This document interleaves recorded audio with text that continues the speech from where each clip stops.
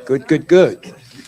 Hello, and welcome to the Hope for Prisons Tuesday Night Huddle Up. I am John Ponder, founder and CEO, and I just want to thank you for being here and to give you a big, gigantic, happy New Year to everyone who is watching inside the Correctional Institution right here at the Billy Walters Center for Second Chances inside the Steve and Judy Siegel Auditorium. Want to say Happy New Year to everyone who's joining us on the Hope for Prisons Facebook Live page, the YouTube channel, and everyone who's watching on the LinkedIn channel. Can you guys give yourselves a big, gigantic round of applause? Is that the best you can do?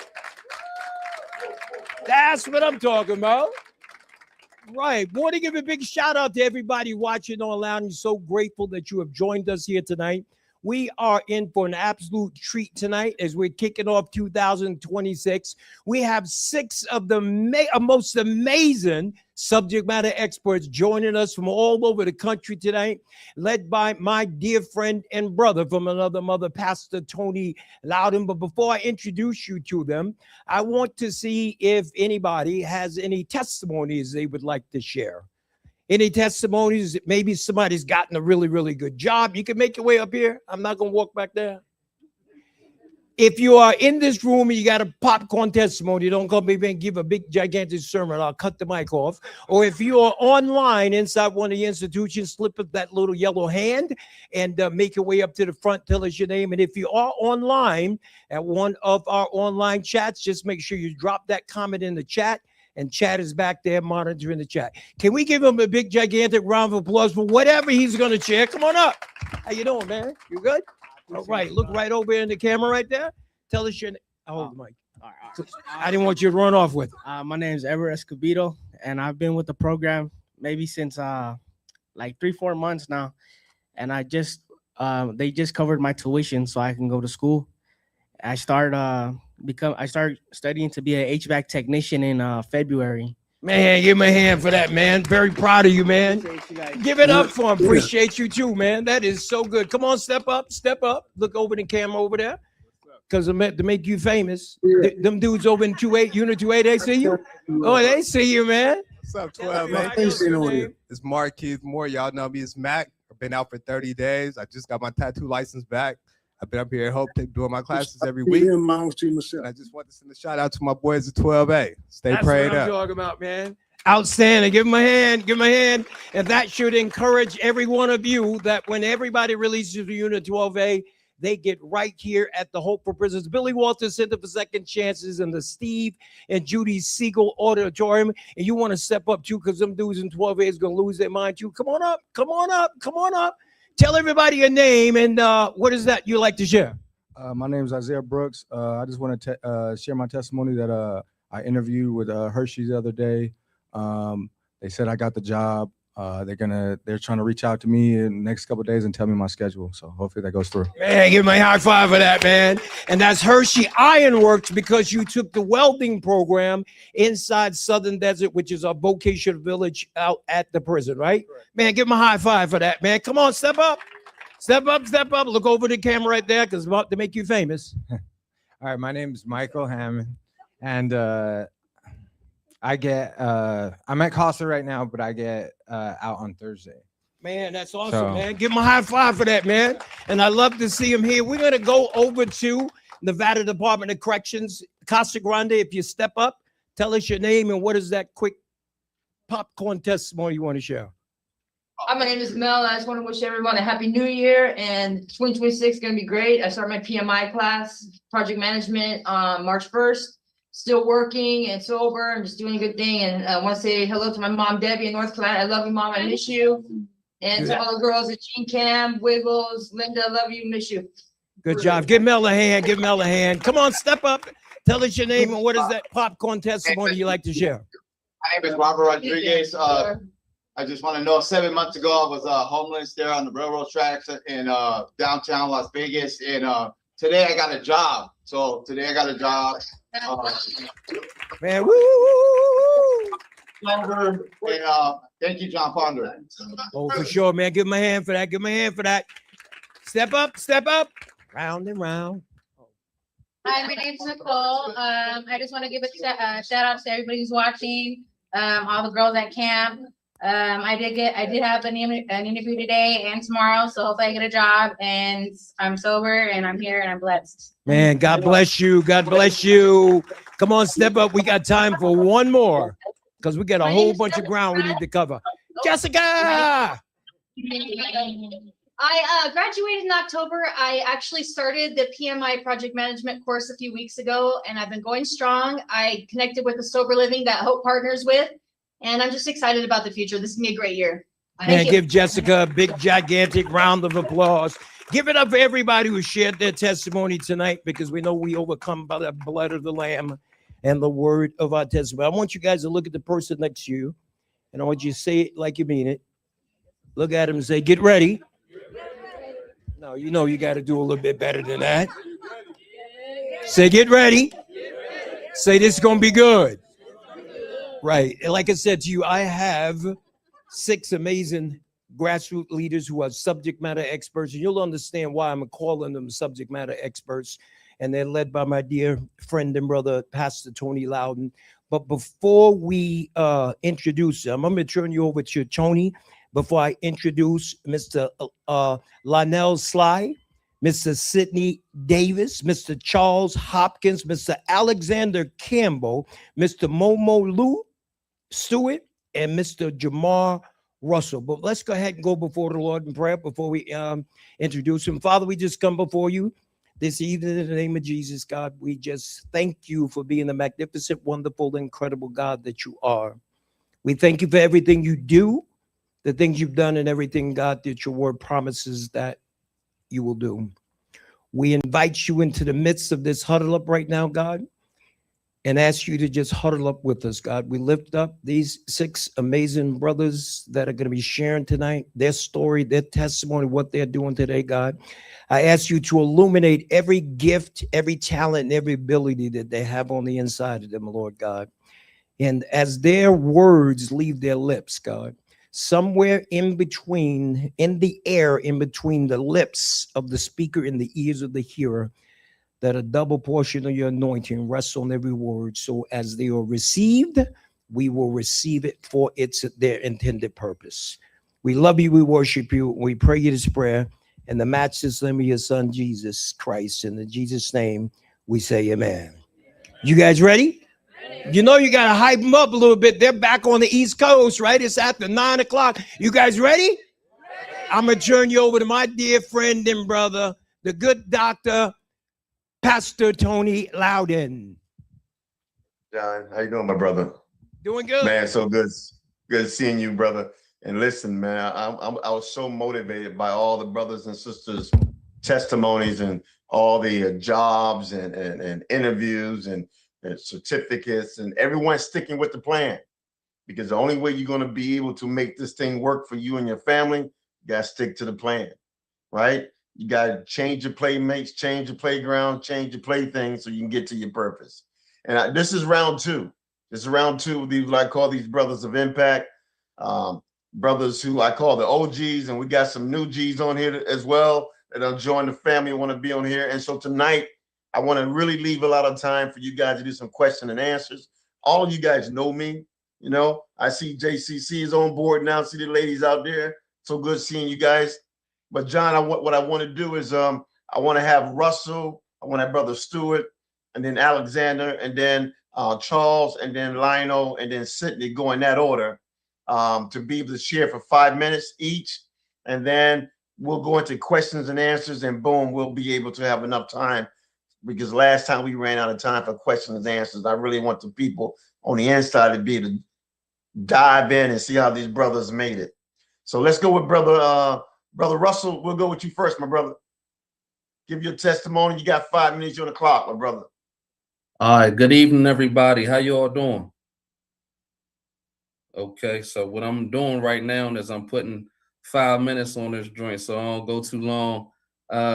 But yeah, so I appreciate you, brother. Give you a testimony of how everything is. So Jamar Russell, I'm actually out here. I work for PG County Health Department right now as a community developer, as a mentor to the youth. That's referred to us by Department of Juvenile Services. Now, the remarkable part about that is I'm 2 years home, did 12 years while I was in, And everything that I did while I was in there is preparation for the work that I'm doing now. And so God works in such a marvelous way that I just keep getting blessed, and I be trying to figure out, how it works, but I'm gonna just keep on doing the work. So I was convicted of first-degree murder, got sentenced to life or suspended but 50. Me just being able to be out here is a miracle in itself. I did a whole lot of work on myself, personal development. Came across this great guy named Sean Gardner while I was in. They had a self-publishing class.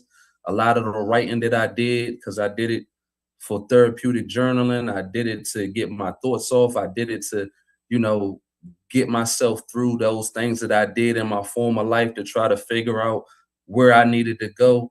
I was able to turn that into books of poetry and children's books based off of what he did. Got with him, became a behind the wall mentor. Now I'm a beyond the wall mentor. But I took that writing freedom that I was doing in there, that thing that I was praying for, that thing that I was preparing for and working hard for, and been able to turn that into a program in which I'm actually entering the institutions and schools out here. So, man, everything is just blessed. Then I come across guys like Alexander, Mama Lou.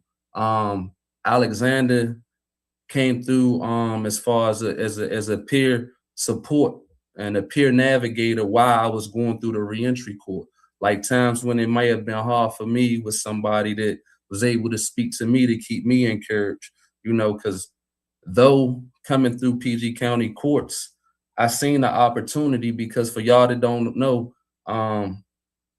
it's a unique court because it's a whole lot of Black folks and it's a lot of people in there. So I seen it as opportunity because I knew what I had to be able to offer. But still, it takes a while for court not to be someplace that's depressing or even intimidating. So, then I come across the good brother Mama Lou, which I hear from, with it.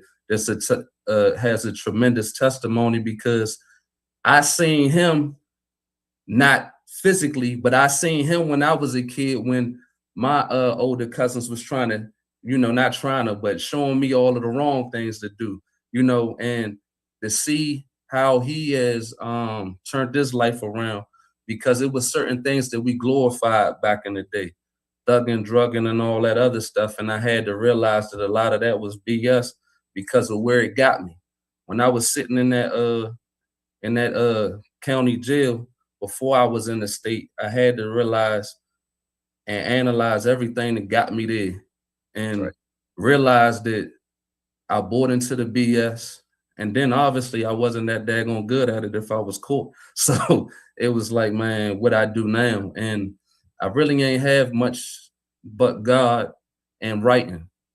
And man, this writing and God and got me a whole lot since I've been out here. So we'll be working with things to get this writing freedom program. Y'all see the thing in the background, that's my publishing company that I was able to establish, and working on establishing a nonprofit.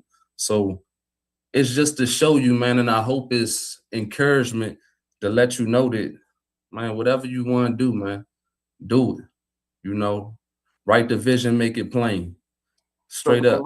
Brother Russell, you had life, man. And you came back to the city, back to the DC area, right? But yeah, I'm out in the area. Yes, sir. But you changed your whole life around, man. Speak to that a little bit. Okay, I got but so many seconds, but this is the whole thing. We'll make up on people, places, and things that's real. Yeah. So even while I was in there, I only dealt with those that were serious about getting their freedom. So it's the same thing out here. I deal with men that's serious about having a better life. If I feel like it's a place where I need a tool, I don't need to be there.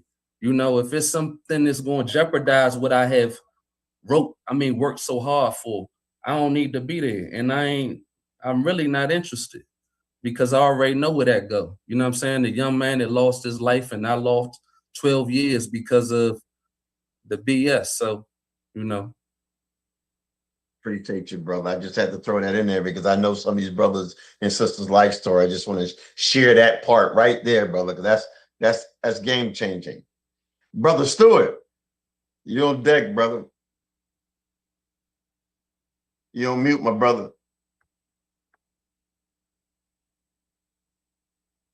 Yeah, you get that, find that microphone and unmute yourself. We'll be good.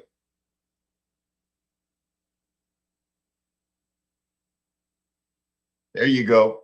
Yes, sir. Greetings, everyone. My name is Momolu Stewart. I'm from Washington, D.C. I called my first charge when I was 16 years old. I got locked up for an assault with attempt to kill. They gave me 6 months and 1 month in boot camp, and then I was released 3 months later. I winded up catching 2 murder charges and another assault. And then I was given 2 life sentences plus 75 years when I was 16 years old for those crimes. I did 23 years in prison, and I had a lot of advocates that, advocated for me. Amongst them was a lot of the council members that was from Washington, D.C., and then Kim Kardashian. She assisted in my release as well. In the stint of me, in the stint of my incarceration, I found something within myself, right? And in Psalms 91, it say, "He that dwelleth in the secret place of the Most High shall abide under the shadow of the Almighty," right? And had I not came through that situation of imprisonment, I don't think that I may have been able to find God in the way that I was able to find him within myself. So the thing that I would really want to say is just understand that, where you are right now doesn't define who you are.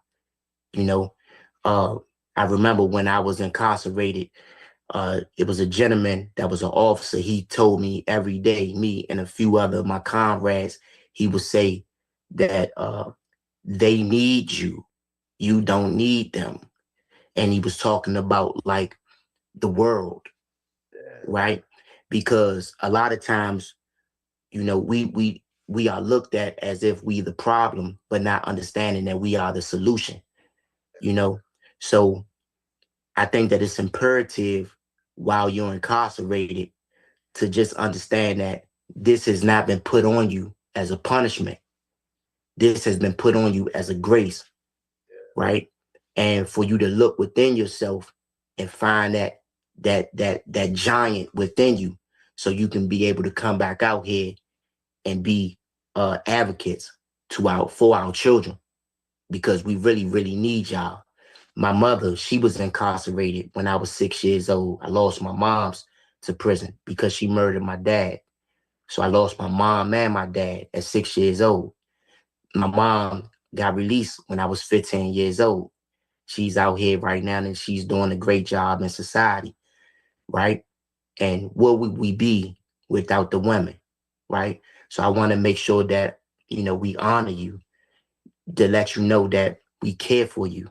We need you back out here in society because the woman is the heart, right? And then for the men that's, behind the wall, right? We are the head, so we need you, brothers. You know what I mean? And just because a judge may give us whatever amount of time that he may give us, that doesn't mean that it's over for us. Because at the end of the day, God has the last word, and once you know the God that you serve and you know who you are, then you become indomitable, because the God that we serve, the God that we know, the God that we ascend from, right? He's unimpeachable. And once he say it, then it goes. So read as much as possible. One of my great books is Psalms. I was just sitting here reading that before I got on the line, because I know that if I do well with the small things that God has given me, then he will allow me to do greater things with bigger things. I will be entrusted with this inheritance. So I don't want to be long-winded, but the main thing I want to say is that it is an honor for me to be able to speak to you brothers and you sisters, right? And I know without a shadow of a doubt what you guys are going to do when y'all return back to society. Don't let anything distract you, right? Stay grounded, stay fortified, and just understand that you still have a purpose. Because the greatest things that you can find in life, the most two important days of your whole life is the day you are born and the day you find your purpose. So when you find your purpose and you know that it's all about your serve, the way that you serve, the way that you give back, we need y'all. We need y'all. All these great people on this line, from Jamar to Mr. Campbell, Alexander, to Sly, to the pastor Tony Lord, to Sydney, to the brother Musa, to you guys. All of us are here because of y'all. My mother not here today. And then we got Mr. Banks, Miss LaShawn, right? Man, we here because of y'all. And y'all here because of us. We serve one another. We nothing without y'all, man. And it's just an honor, and it's a full honor for me to be able to speak to y'all, man. And Happy New Year to y'all. And let's do great things. Ashe. Thank you so much, man. You hit a nugget, man, that I've been talking about forever, about God giving you grace and favor. And that whole grace, watch this, grace is God stepping into your story, 2 lives plus 75 years, stepping into your story, right? Life, right? Giving me life, and I do 12 and I get out, stepping into your story and rewriting your ending. That's what grace is. So I appreciate you, brother. Brother Alexander. How you doing, big bro? Good, brother, man. I hope you now story laid down about reading, so that's why I went back to you, brother, so you can dive a little bit more about, because you always asking, give me a book, brother, give me a book. That is one of the most important things. We've all met before. My name is Alexander, and I'm blessed to be back with you. I'm excited to be back with you and have another opportunity. I served 26 years on a life sentence, still on parole 8 years later. And it's okay, because I still choose what I do. I still understand the power of positivity and execute in that power. I don't allow anybody to determine, and I say that with straight positivity, meaning that society sometimes will want to dictate who you can become and who you are.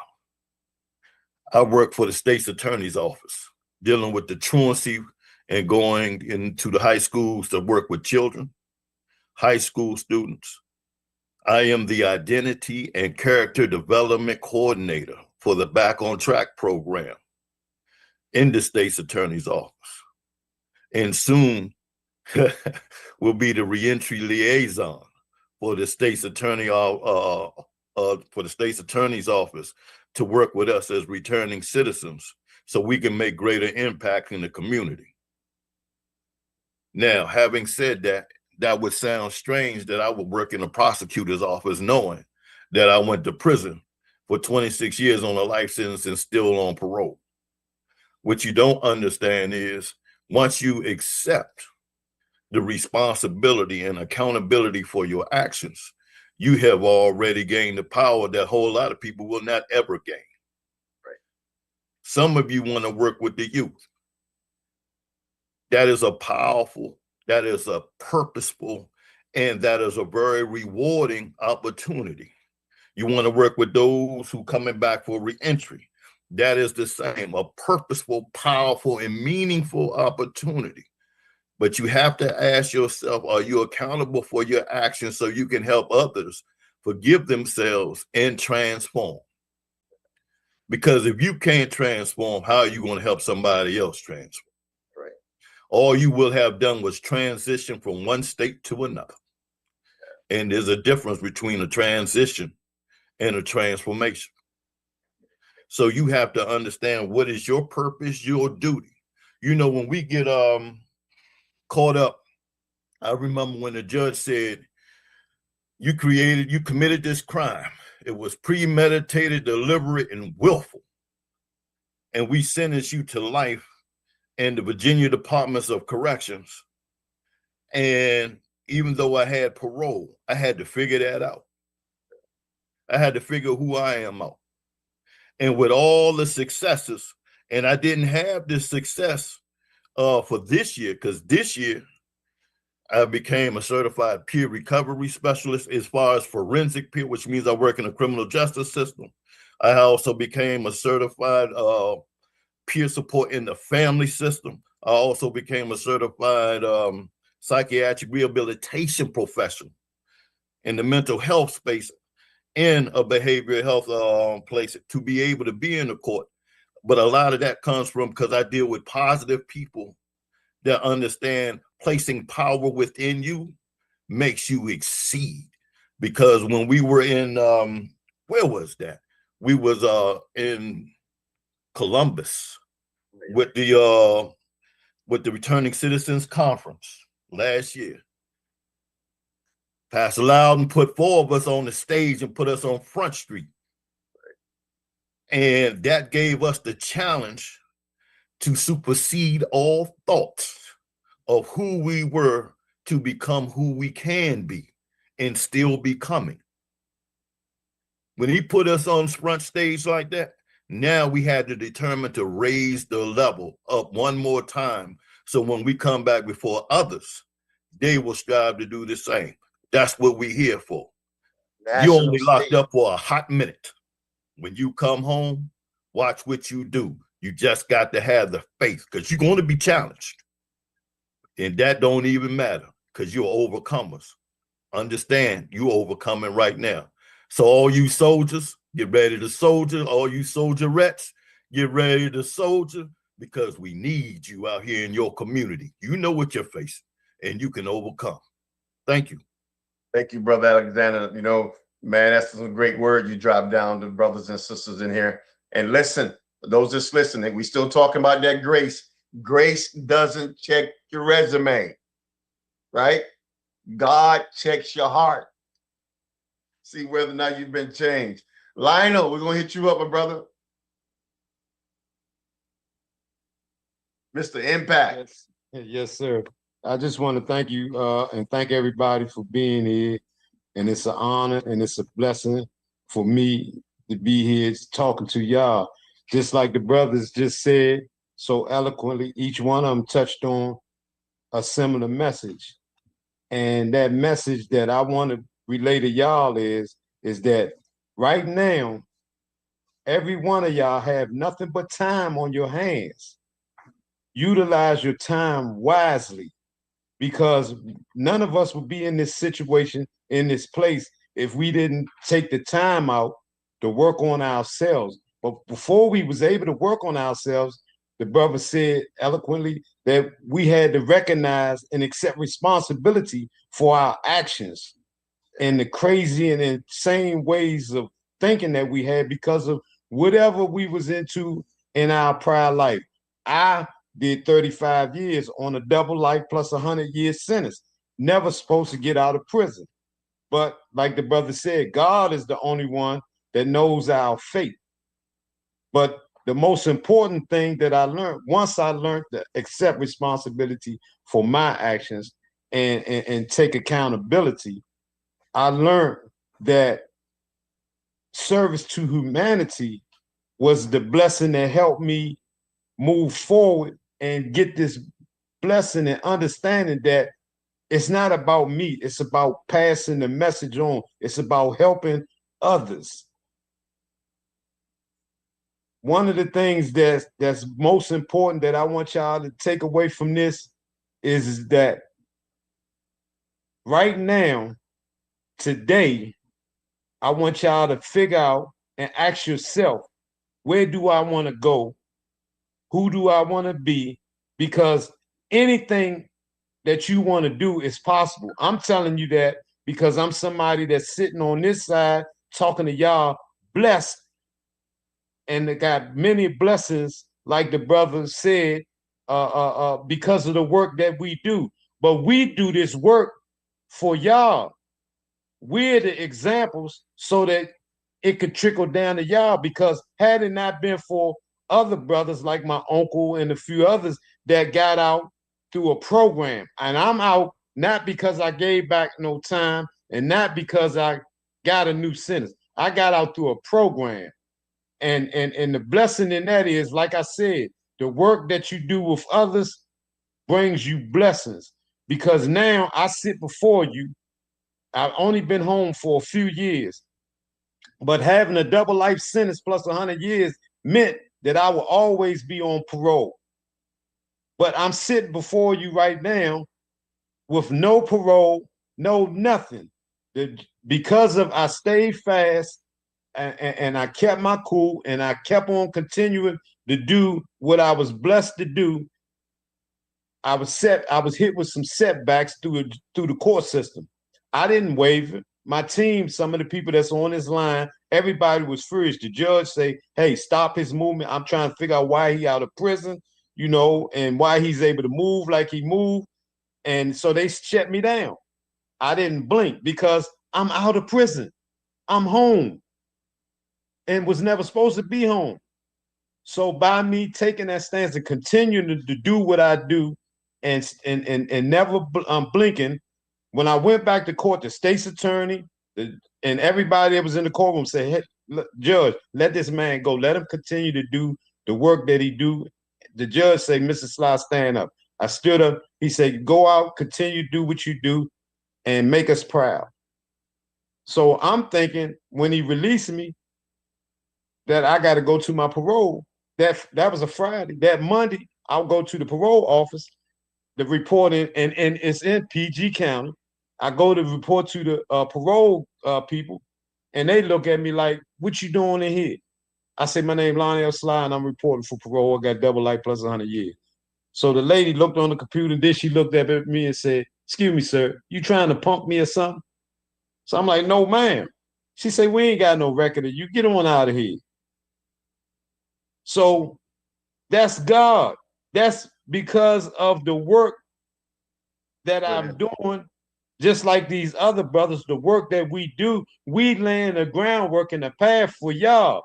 Because what we do, it reflects and opens up the door for other people.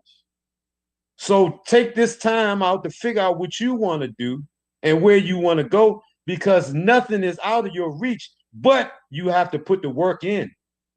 You can't be faking. You got to be 100 with yourself. You got to say to yourself, I'm not, because you can lie to us. But if you lie to yourself, you're going to continue in that cycle. So with that, I'll pass it back. I appreciate you, brother. What I got from you is that grace didn't remove the struggle. It just redeemed it. Absolutely. It just redeemed it. Thank you, brother. Let's go to my brother Charles, Baltimore, Mr. Podcast himself. I thank everybody for allowing us to come and give y'all some insight to some of the things that we're doing. I want to get biblical on you. Everybody remember Acts when they were sent in the upper room, and after they came out of the upper room, Peter made the case about why salvation is here. And the return was, what must I do to get this?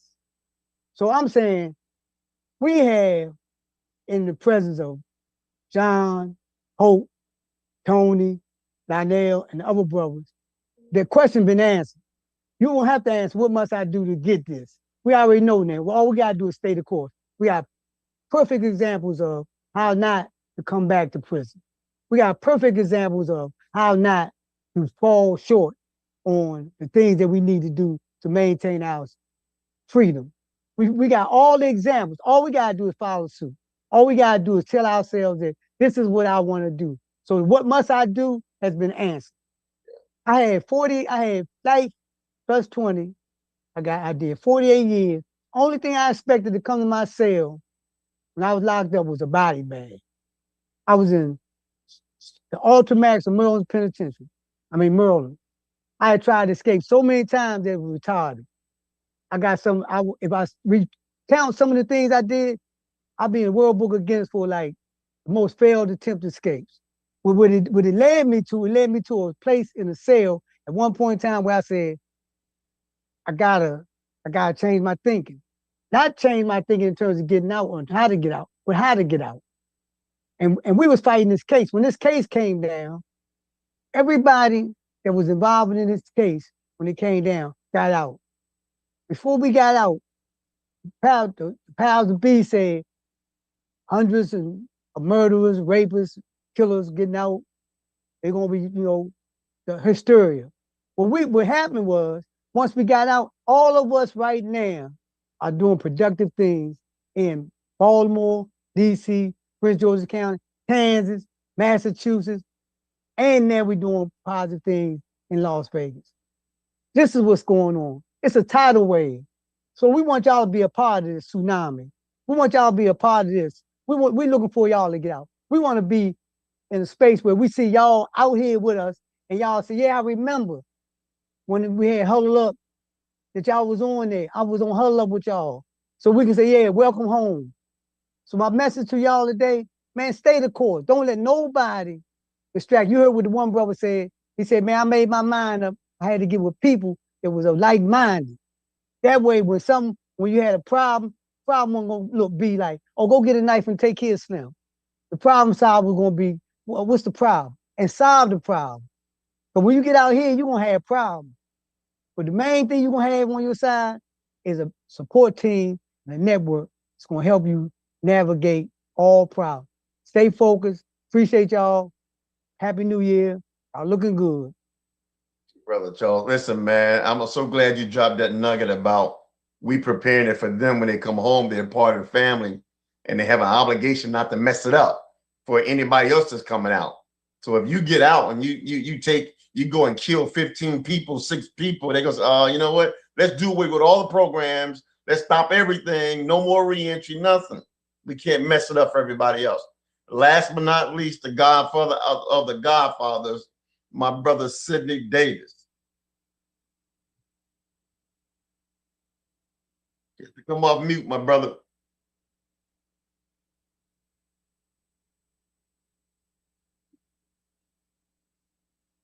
Find that microphone and hit the green.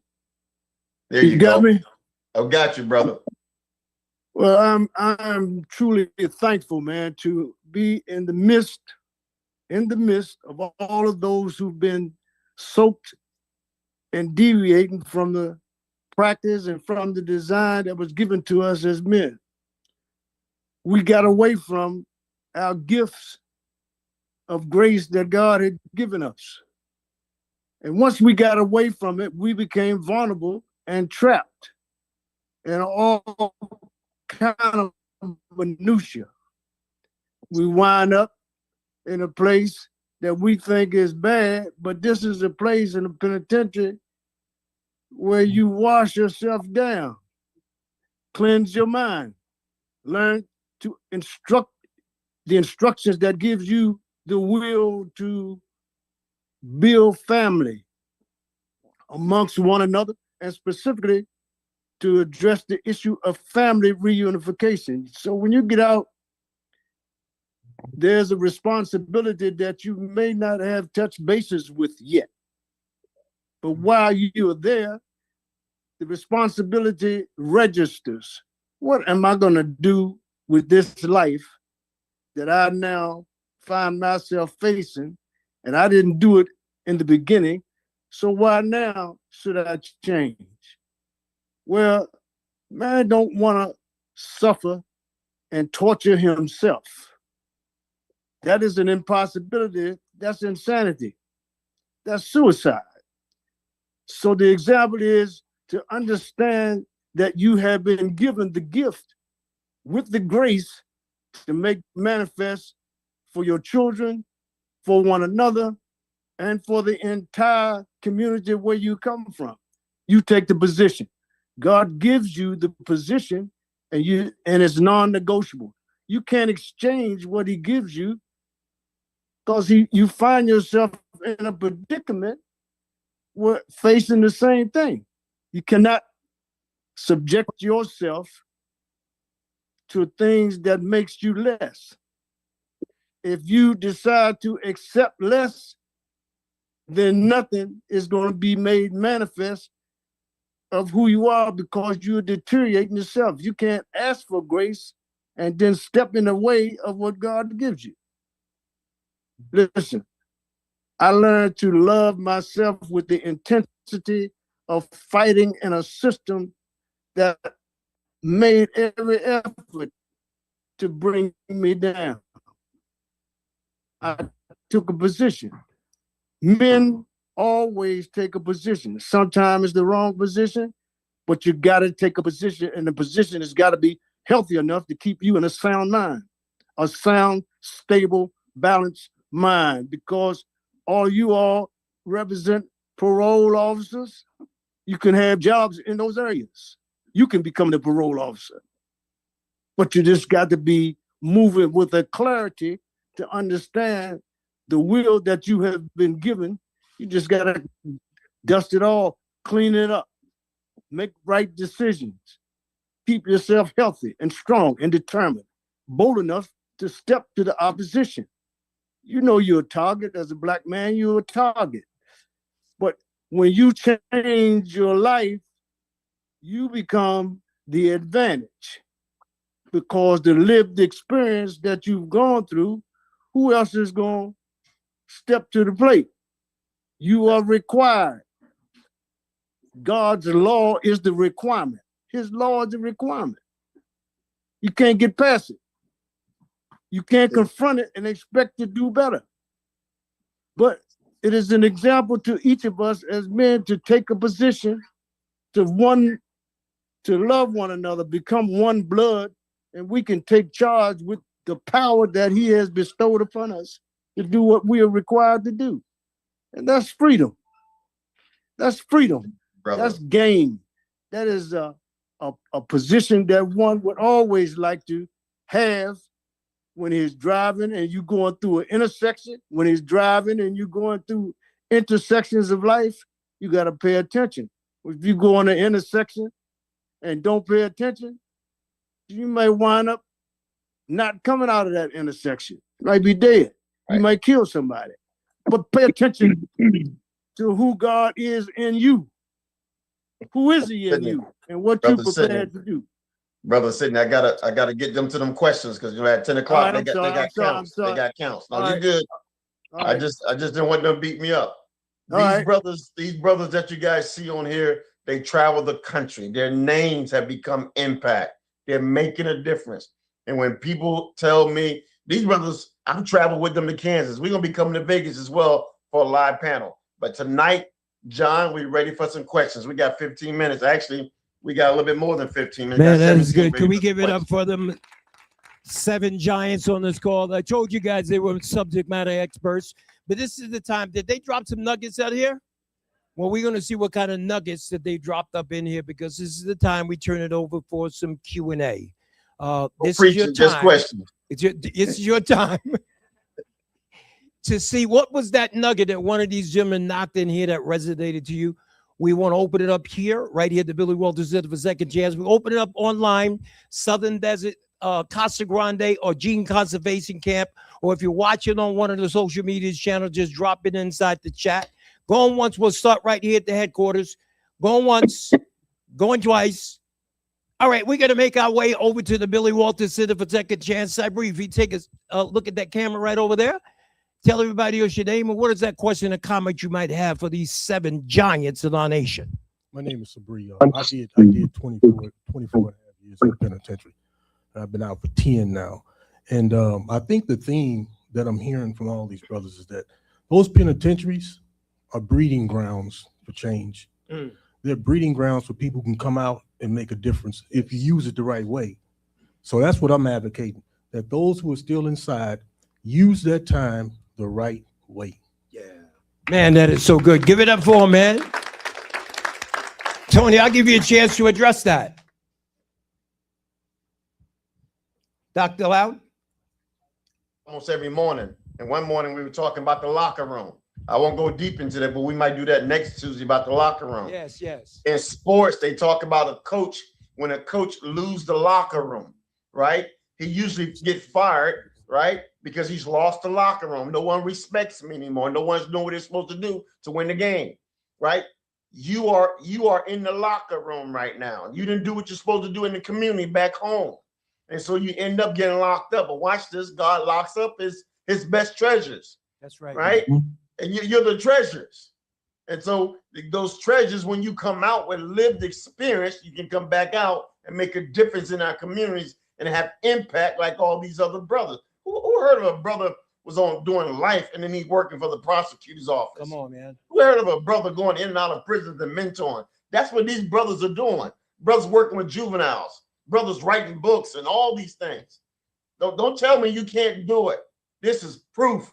These squares up here, these are lived experience that you can do it.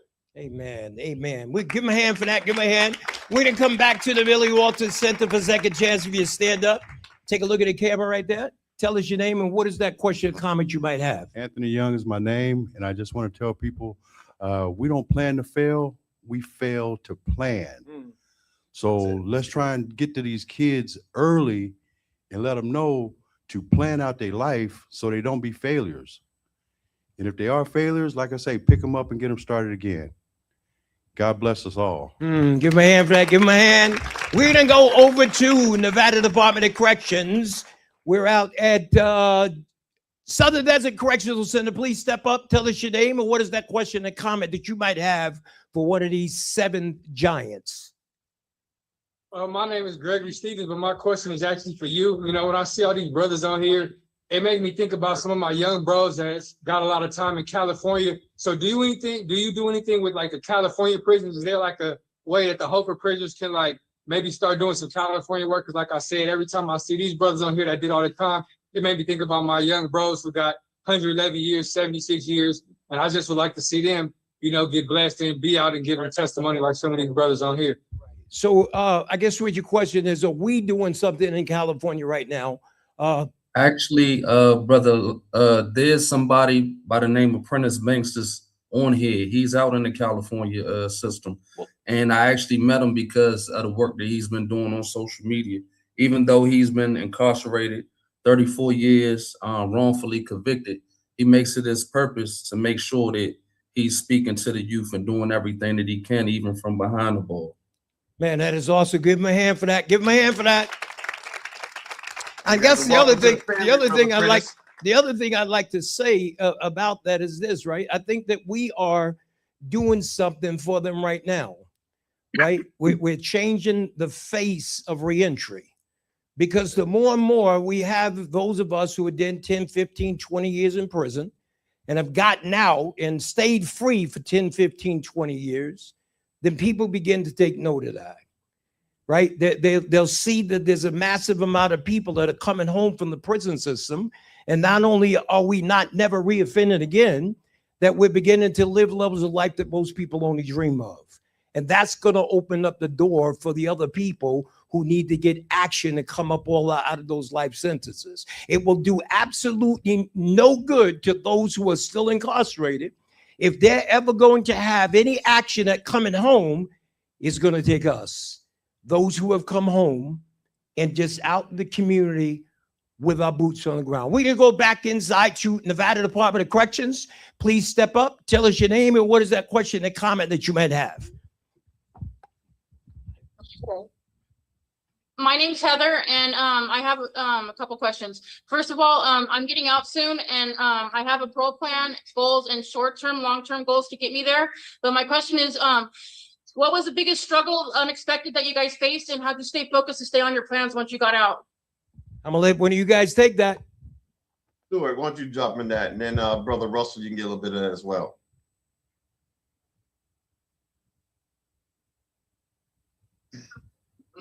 Hello.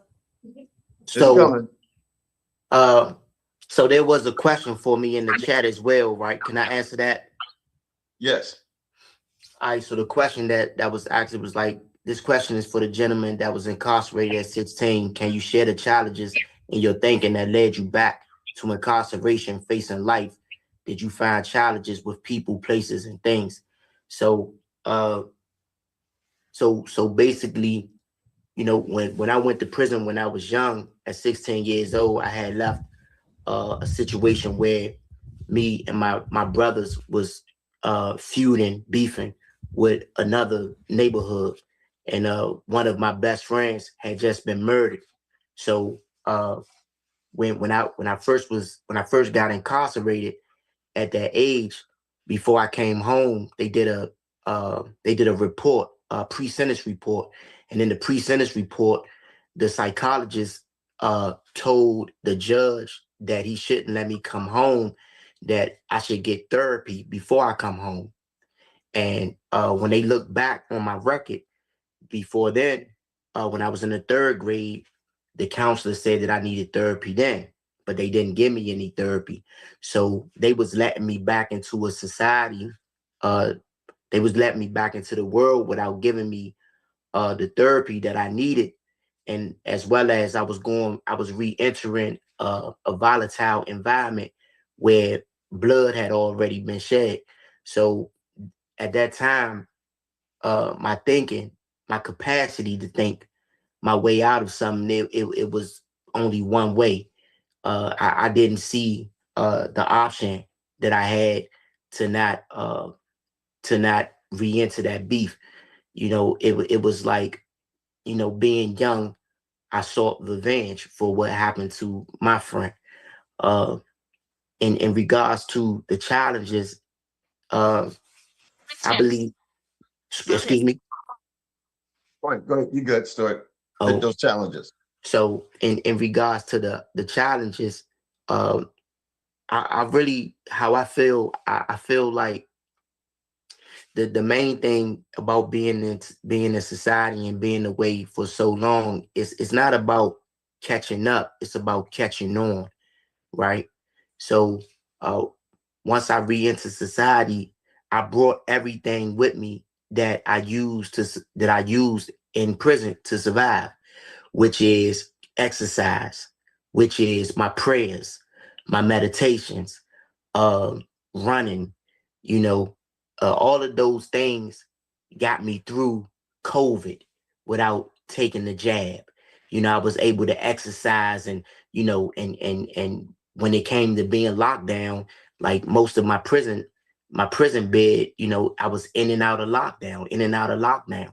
So the things that, you know, most people may see as challenges for us has also been, you know, things that were blessings to us, you know, because if you read anywhere in the Bible or any spiritual book, you know, God lets you know, like, what they meant for your bad, God intends for your good, you know. So if you use the things that you actually go through in there as something that advocates for your mind, you know, because you got to go through a lot of different things in there. It's not only going to be hard when you come back out in the world, it's hard in there. You know, we all know that. You know what I'm saying? Like, prison is not meant to change you. It's not meant to save you.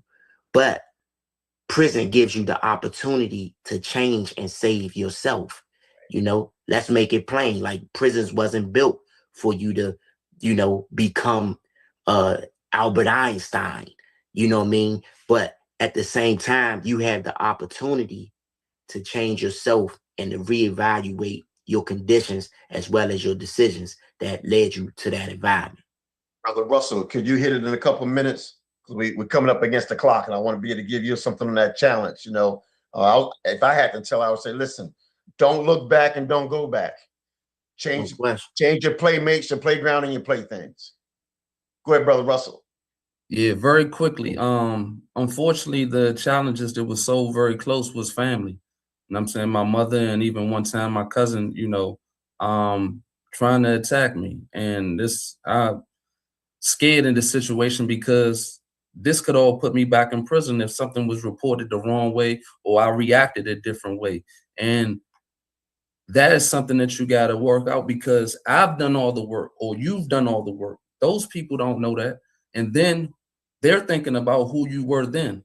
And some people may be jealous of how you succeeding and how you moving because you're different.